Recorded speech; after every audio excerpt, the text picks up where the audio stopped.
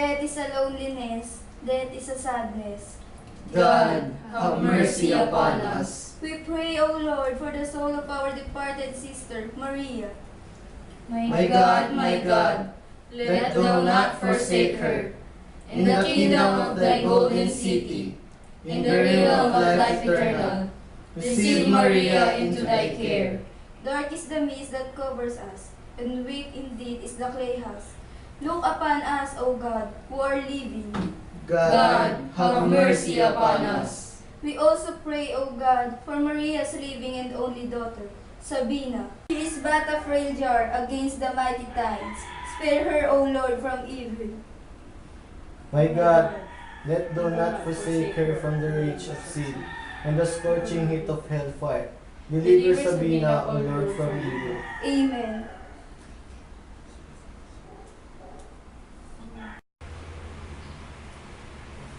What made you rise just now, Mamerto?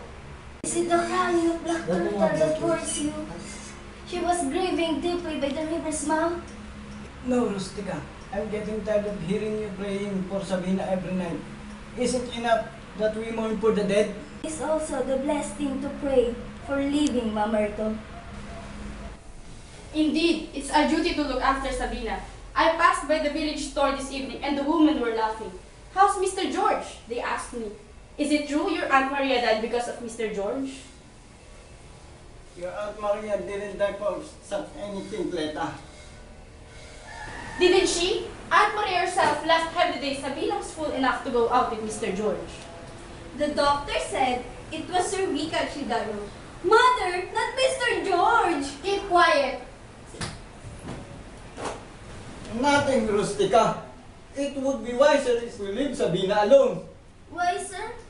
Once there was a strange sailor who came roaming around the village. A clean chap he looked like. But soon, one of the young girls bore him a child. The sailor left. The poor girl died of sadness. Mr. George is not a sailor, Rustica. He is a man. Nonetheless, Mamerto. Do you know what the women in the market are saying? This is the night Mr. George is coming back. It is gossip such as yours to bring the devil back, Deta. Stop it! Surely it's no gossip, Ariston. Well, what if he's coming back? Sabina will want to light that lamp again in this house instead of the candles. What lamp? That new lamp there brought by Mr. George the day Aunt Maria died. What's so terrible about lighting that lamp? The village will be noisy with gossip in the morning. Don't be foolish. Where is Sabina? I look into her room. Grandma! Stay in the corner there and be quiet. You are too young to meddle in such things. Oh! What's the matter? Why she's taking off her mourning in this very minute? What is it you say? Indeed she is. She is throwing off her black dress and she's sleeping on a shameful one. Mother, I don't like my black dress! Close your sinful mouth. It's bad enough for her not to come to prayers for these 9 nights. And now for her to cast off this morning so soon. The neighbors will pass any minute now and they'll see her in that shameful dress. Hide that lamp, Antero, and we'd better close the windows.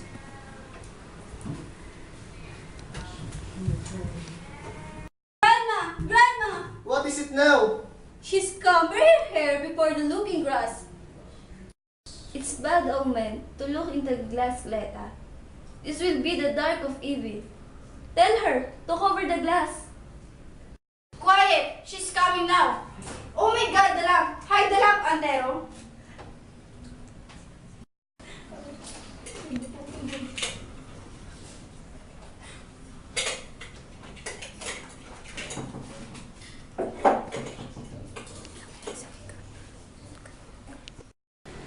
Sabina is undone tonight. She's undone tonight, Mamerto. Good evening to you all. Your blessing, Grandpa. I'm glad to see you. Grandpa, isn't it dark enough for prayers in this house without closing the windows? The prayers are over, Sabina. Sabina, are you deaf? Don't you touch the window. It's Grandma's wish. I'm sorry, Grandma. I only wanted to let in the light of the moon. And what is it you are looking for now? The new lamp that was brought from the city. Oh, here it is. On such a night, it's more fitting to light the candles. Drop that lamp, Sabina. You can blame a young girl for wanting things brighter in the dark house, son. And is it tonight Mr. George is returning again to the village? Why don't you answer us? We are talking to you, Sabina. And what if he's returning tonight, Ancleta? Leave the lamp alone, child. It's wisdom to be careful. The wings of the moth get badly burned, Sabina. It leads into the flame. What are the moth's flame compared to a woman's happiness, Grandma? It's pity if you won't listen to the wisdom of the ripened years and merely sleep of a young girl of tender mind. I'm tired of this sadness in this dark house, Grandma. Let's light this lamp and smell with the brightness of it. Light it yourself. We don't ask apart. If you don't listen to us, you'll be lonely, my child. You will be alone even before that moon has waned, and both of you have sunk deeper into the sea. What God is there when you'll be sorry forever? Think, my child. It's your years won't stand with the brightness of the lamp, Grandma. For your life's nearly broken. I light the lamp. It's useless to waste breath over a stubborn girl who won't listen. Good heavens, she's lighting the lamp, Antero. For God's sake, will you listen or not? Antero, take it easy. What has happened? We are asking you. You have no need to raise your hand against your sister, son. Happy? It is your doing that drove mother to her grave. Sabina, what has happened between you and Mr. George? Whatever it was, the whole village is jeering and laughing. What has happened? We are asking you. Stop it, all of you, stop it! You'll drive me crazy with your wailings. For God's sake, will you listen or not? No, I won't listen. You can destroy my little share of happiness now. You can kill the love I bear for him. Maybe that between us this evening. But who was ever happy in this house before I came? Nothing. So get out and go your own way from this house. Get out. Leave me alone. Leave me alone. Do you realize what you are saying? Since it's your wish, we shall go. Come, Ursula. But whatever happens to you from now on, don't ever call upon us. Are you coming, Ariston? Don't be so hard on a poor girl, Cleta. Don't come if you don't want to. You can stay. You'd be best coining along, Grandma. It's easy to see we are not wanted in this house anymore. For God's sake, Sabina, think of what you are doing. Perhaps you better walk me home, Antero. Sabina, you are heartless fool. Come, the cool night will calm your anger, son. Tell me, is it the sobbing of the black turtle sweeping sadly by the river's mouth? Well, good night, and may God bless you, Sabina. Oh, Grandpa! Don't cry. Am I wrong, Grandpa? Am I very much mistaken? Outside love, nothing lives, Sabina. That's what a wise man said long ago. Surely whatever the hearts feel, richly must be right and hearts. I'm saying to you, haven't changed very much since then. I'm trying to build me a nest, trying to weave threads of laughter through it. But my wings are tied with sorrow. And for that, my heart will be crying forever. Well, don't cry. But it seems they'd name my cry. Oh, I mustn't cry, Grandpa. There, that's better. I mustn't cry for Mr. George is coming back. Mr. George is coming back tonight. And for him, my heart is singing. And God would be unkind to me if He didn't back Mr. George. Mr. George promised you that? Many times, Grandpa, but sometimes there's a fear in my heart. For before He came, I never knew what it was to be happy. Are you happy now? Yes, again and again He has told me. A month ago He told me, I will remember that day. We went out to the sandhill by the sea. He felt happy, He said, every time we were together, Grandpa. Yes. We were there still when the twilight was coming. He lying happily on the warm sand, and me very happy beside him. We stayed on, for the sky in the west was like a rainbow, and the hill to the east was like a dark, with the full moon rising slowly behind it. It was beautiful, Grandpa. Yes, child. What else can be more beautiful than that? Then I haven't done wrong. People like me haven't done wrong. When you're happy at last? No, Abin. Surely it's wrong to know happiness. When the glorious beginnings come, or if it is perhaps, love itself is a mistake. And maybe man couldn't forgive it. But the people, they're so selfish, Grandpa. Yes, indeed. Men can be funny sometimes. And miserly with their loves, Grandpa. Yes, my child. There shouldn't be any selfishness in our heart that loves to the end. That must be Antero now. Listen, Grandpa. He's locking the front gate. Antero shouldn't matter at all. Oh, he has locked the gate, Grandpa. What am I to do? He will keep on tormenting me. Look to your heart, for it is best, your own best counsel, and it is the safest way to be happy. Good night, my child.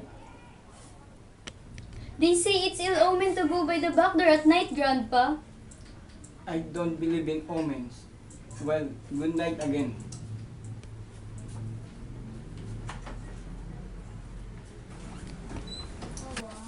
Is there a great need for us to be locking the gate, Antero? The curfew is wrong. Even so, let's not close the front gate for just this evening. For the night itself is bright with the full moon. The streets are look like a day. Are you set on waiting? Don't begin all over again, Antero. Would you have growing me old like a sour old maid? That's not a trouble. It is. You should be well pleased. I'm happy at last. After doing all my goodly share of hard works for this long year since Father died, haven't I helped to make things go on this farm, sharing gladly with the planting and harvesting? Am I to be married with the soil forever with no happiness coming? You should fall into disgrace. What are we to do? Your own king who will bear the brunt of your chosen shame forever. Shame? Is it a shame to be happy? Can't you appreciate what it is to have a name? What care I if I myself am not happy a little? Are you saying you want listen, Harold? I love him so, Antero. I love him. Alright, but you know nothing about him whatsoever. It's only 3 months you know him. I don't care about that. It's your duty to care. Mr. George loves me. I know he does. My heart tells me he does. I don't care what your wild heart tells you. What I care about is your own good self. Do you hear me? He's good to me, Antero. Mr. George is a good man. He's a fine man. And I tell you, he loves me. I warn you, he'll leave you like thunder. No, he won't. He won't. Oh yes, he will. I know enough of this sleek and tired and worldly wise merchantmen from the city. I've seen it happen. Mr. George and I will be married someday. Oh, soon, Antero. He'll build me a fine house. And surely, I'll bring him a quart of good child, and many more if I am able. Get married to him if you can. But if you don't, I'll show you both of you your pleasures. You will not! You dare not! Oh, let's not quarrel! Come! Come! Open the gate, for Mr. George is coming back. I light the lamp, Antero. I light the lamp. You stay away from the lamp. It's my own lamp. Surely, I light it. Give me that lamp. Let go the lamp, Antero. Please let it go. You'll break the lamp. I don't care. It's this devil of a lamp itself giving you such foolish notions about love. Give me that lamp. It's my lamp. There goes your devil of a lamp. You fool! I'll open the gate. You can't. I won't let you. You shan't make a scene, Lisa Paul. Think of the neighbors. Let me go. Think of the scandal, you fool! Sabina, open the gate. Sabina, are you there?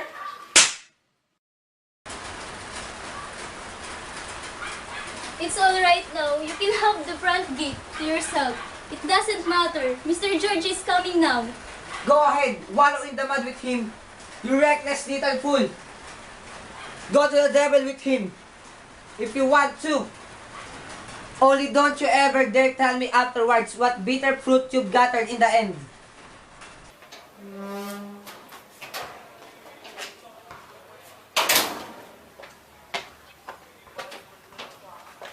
Well, how's little Sabina this morning? Mr. George, I've been waiting. I sure feel glad to see you again, Sabina. I'm so glad you're back as you promised me. Of course I will come back, Sabina. You've been crying. What is it? Nothing. I've been only waiting. I'm happy. You're back. Do you love me that much? Really? Each night, while you were away, I've been praying, Mr. George. Each night, I keep on thinking, wondering what you were doing and wishing all the time you'd hurry back safe and happy. I thought about you an awful lot myself. I was afraid you wouldn't back to Kawakan. I can't forget Kawakan. This is the place for me. I've kept my word, and I shall keep it again. The month I spent without you is terribly dull. You must rest now and be comfortable, Mr. George. Let me help with your things. You can change your clothes in my room if you wish, and I shall bring your bag inside. Your bath has been ready ever since this morning. You are very thoughtful, Sabina. I like you and I like this farm.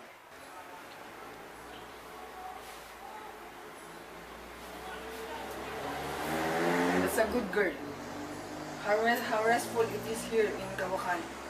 I've been longing to come back.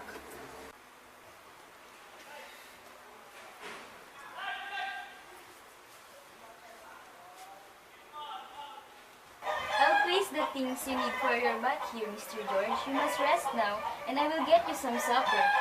Don't bother, Sabina. Let's just sit here for a while and be quiet.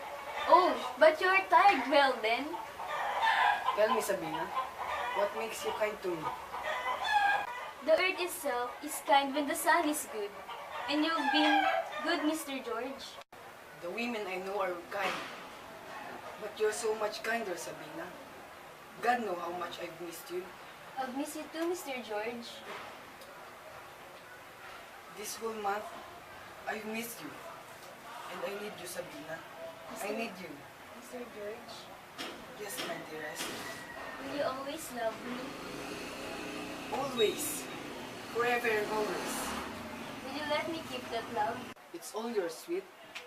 I never knew what love meant until I met you, Sabina. And I never was happy before you came, Mr. George. I never felt so happy myself. Oh God, what I have missed. It's myself I offer gladly to you, Mr. George. All that you want of me. My life, my love, my heart, which says, I love you, no matter what, or when, or where. That's how much I love you, Mr. George.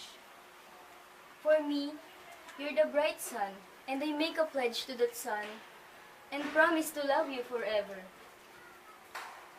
Even when the gods themselves stop turning night into day. My little brown Sabina, can it be like this always?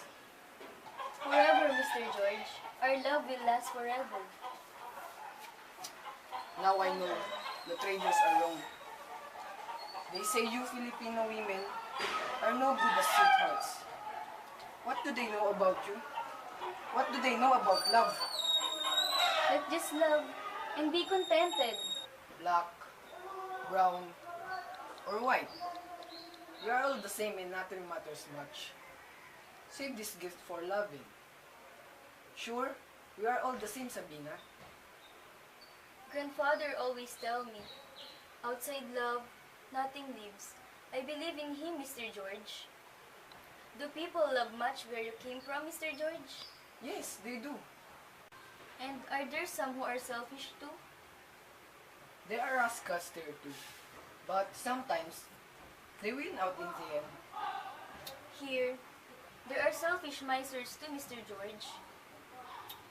And it's they do who went out and win. These Kawakan folks aren't so bad. Mr. George, I wish to tell you a dream I've been dreaming. I want to come to the city with you.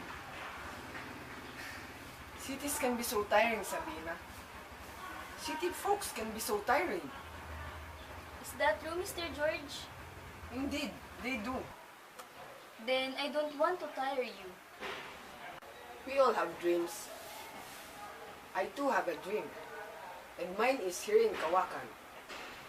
Don't you like it here?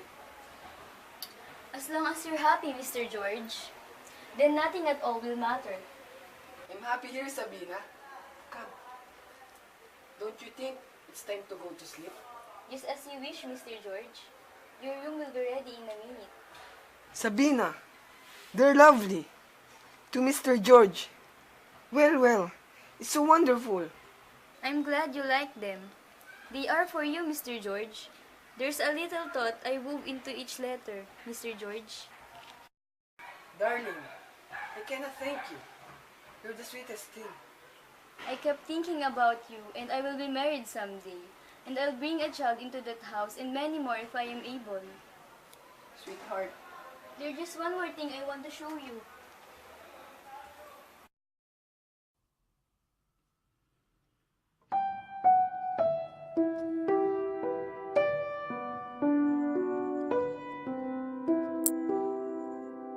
Sabina takes a baby's lace bonnet and shows it to Mr. George. When the man realized what it meant, he was taken aback. He asked Sabina if she had told anyone that she's having a baby. But the lady hadn't told anyone, for she wanted Mr. George to be the first to hear the news. Sabina is very happy and told Mr. George that she wants to be married to him.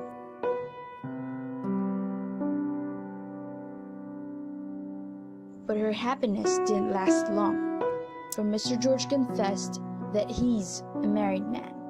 When Sabina found out that the man she loves has been lying to her, she was tormented.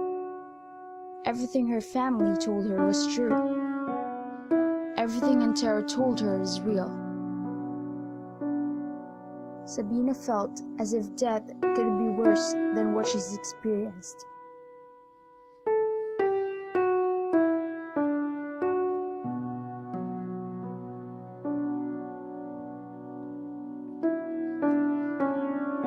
Mr. George begged for forgiveness and told Sabina that his love for the lady is true. He tried to calm Sabina, telling her that he will love her for always.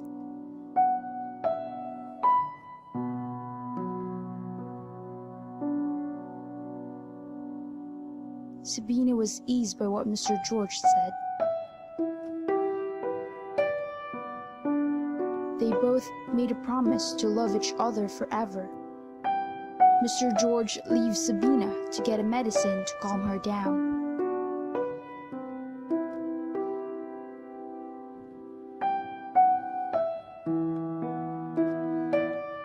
But Antero came, and it made Sabina feel worse.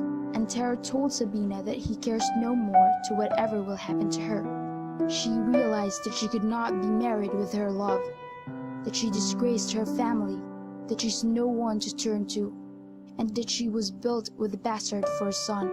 Sabina admits all her mistakes and asked Antero to forgive her. Antero leaves Sabina alone.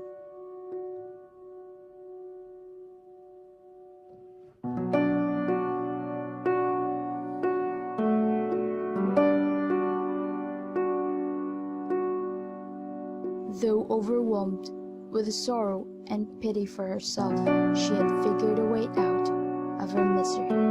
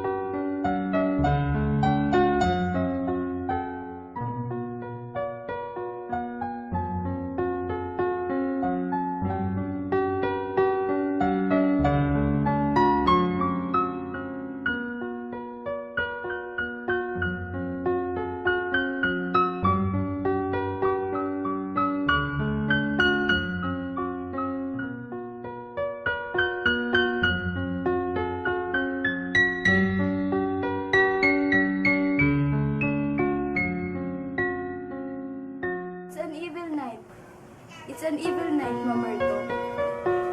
Her death, but her new life is just begun, Rustica. Her life is bigger than our petty lives now. Ours will be the sadness now. Ours will be the loneliness forever. And we shall be happy till our selfish hearts have learned truly to love forever.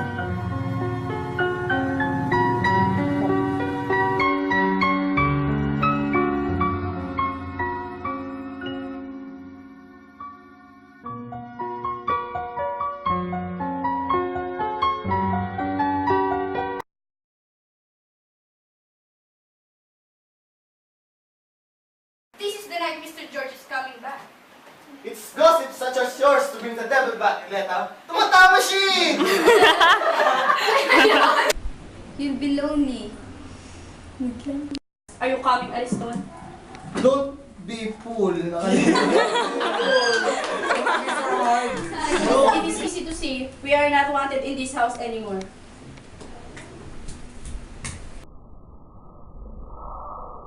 He does. My heart tells me he does. I don't care what your heart tells. Wait lang, di ba? And action. Yakap, maigpit, sigaw. Sabina!